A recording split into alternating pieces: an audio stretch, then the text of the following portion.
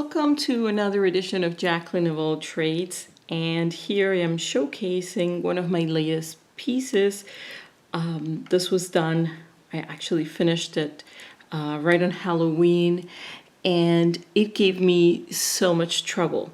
Part of it is that the picture, the cherry has such a dark pigment that was not easy to find anywhere on any of the paints that I have. And even when I went to Dick to look at the store and see what they have, they just did not have it.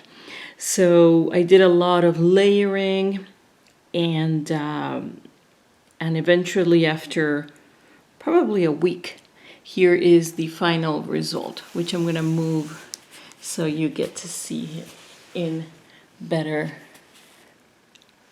There we go. Can you see that? Okay.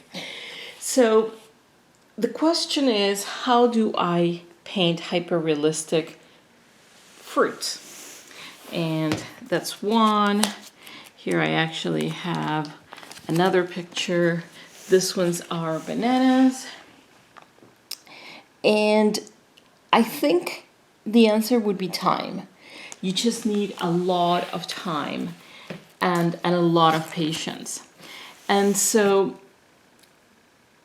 if you were to work from a photograph, it's very important to analyze the different areas that you can find in that fruit. So for example, for this cherry, you can see I actually meticulously looked at every single detail on it, and I try to make a map of it.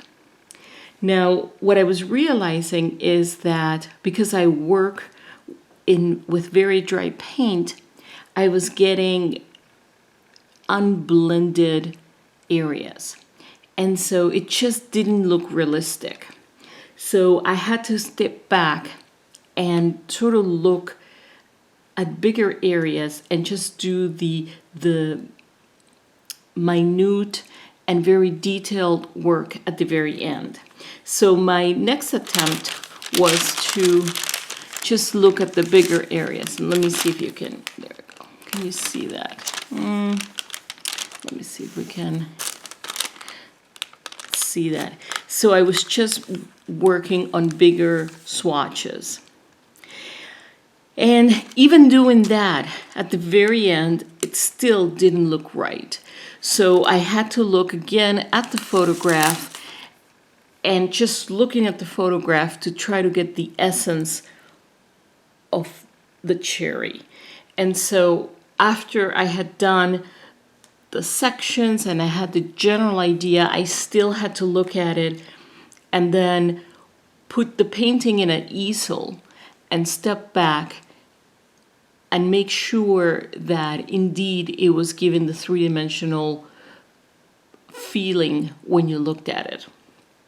So it was a very long process, and it was really complicated by the fact that I just could not get the right deep cherry colors that some cherries have.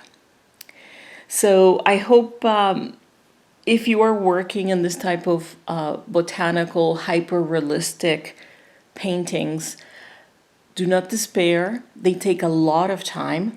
This is probably my 5th or 6th cherry before I got it to a point that I feel, okay, I can actually frame this and I can definitely show it in an art gallery. But it just takes a lot of time, a lot of patience, and you really have to match those colors. So that is all for today, and we will see you in the next one. Bye-bye.